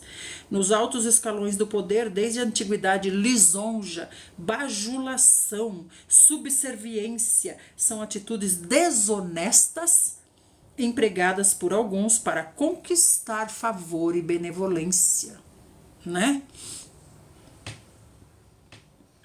Mas são os cara de pau, não, gente do céu. Ó. Portanto, a fim de não tomar o seu precioso tempo, ó maravilhoso governador Félix, nós te rogamos o favor de nos ouvir por breve momento, sem trazer Paulo, tá? Sem trazer Paulo. Concluímos que esse homem é um perturbador, porquanto ele promove tumultos entre os judeus pelo mundo inteiro, sendo o principal líder da seita dos nazarenos. Então, Félix, que não é burro nem nada, não é à toa que ele é governador, então ele já está captando. Então o negócio é de religião. É de religião, né? É a seita dos nazarenos que incomoda vocês. Ele tentou até mesmo profanar o templo, mas nós o prendemos. E era nosso desejo julgá-lo conforme os ditames da nossa lei. A nossa lei tão justa, né? Entretanto, o comandante Lísias interveio e, usando de violência... ainda fala mal do Cláudio Lísias. Vai custar caro isso aqui. E ele arrebatou das nossas mãos e nos deu ordem que os queixosos viessem aqui se apresentar diante de ti, excelentíssimo magnânimo. Entretanto, o comandante Lísias ainda falou mal ainda do nosso amigo Cláudio Lísias. Assim, se tu mesmo o interrogares, poderás verificar a verdade a respeito de todas essas acusações que nós estamos trazendo aqui. Em seguida, os líderes judeus confirmaram a acusação. É verdade, tudo que está falando é verdade, testemunhando que essas afirmações eram de fato todas verídicas. E Félix está, certeza. Então Paulo, tendo atendido ao sinal do governador para que falasse, exclamou: Paulo vai falar. Mas Paulo vai falar amanhã, porque agora não vai dar tempo de Paulo falar, porque quando Paulo tem oportunidade de falar, ele fala mesmo. Ele fala mesmo, né? Se não converter Félix, eu não digo nada. Amados, então nós estamos aqui, nessa situação aqui, né? Aprendendo com Paulo, aprendendo que não devemos agir pela emoção, né? Compelido pelo Espírito, constrangido pelo amor do Espírito. Eu tenho que ir lá em Jerusalém ajudar os irmãos. O Senhor mandou? Pelo que eu entendi, não. Vocês entendem que o Senhor mandou? Outra coisa, né? Muito foi avisado. A coisa vai ser feia. Se você for para Jerusalém, a coisa vai ser feia, não vai ser pouco. Eu tô disposto. Olha lá, é o Cláudio Lísios mandando um aviso para mim. A coisa vai ser feia e não vai ser pouco. Foi avisado muitas vezes, e o que ele disse? Estou preparado até mesmo para morrer. Mas agora ele vai em sua defesa, né? É a segunda vez que ele vai em sua defesa. Está preparado para morrer, mas é a segunda vez que ele vai em sua defesa. Por quê?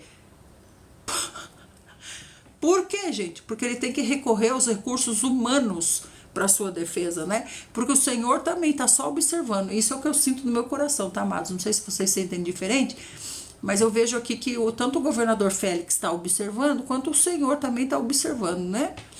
Está observando, vamos ver o que vai dar nisso.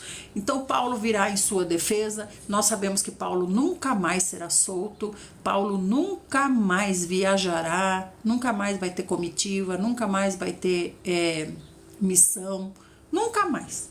É o último aqui, é o último. Ele vai começar a escrever as cartas depois na prisão. O que era para ele fazer pessoalmente nos lugares, agora ele vai fazer através de cartas. Eu já vi irmãos dizendo assim, o Senhor permitiu que Paulo fosse preso, porque senão nós não teríamos as cartas. Eu não penso assim. Eu penso que nós teríamos muito mais do que as cartas, porque nós teríamos Lucas registrando todas as viagens de Paulo, né? Visitando novamente as igrejas, resolvendo as encrencas das igrejas, que agora ele vai deixar Timotinho para resolver. Timotinho é um jovem, vai passar apuro, e não é pouco, com os irmãos, os mercenários, os lobos, e por aí vai. Então, gente, nós vamos entrar agora cada vez mais no profundo da igreja, né? A igreja no aspecto humano, né? Como o humano interfere na igreja, na igreja do Senhor, né? O livre-arbítrio. Amadinhos do Senhor Jesus, nós temos que parar por aqui, depois a gente retoma, em nome do Senhor Jesus. Fiquem bem, amo muito vocês, muito obrigada. Nós tivemos 8.100 pessoas aqui conosco. As maritaquinhas estão calminhas agora. Fiquem bem, tá? Na santa paz de Deus, amo muito vocês. Meditem na palavra, amados, e percebam tudo isso aqui. Somos nós, estamos envolvidos em tudo isso aqui. Beijo. Tchau. Cláudio Lísios já tá bravo. Tchau. Beijo.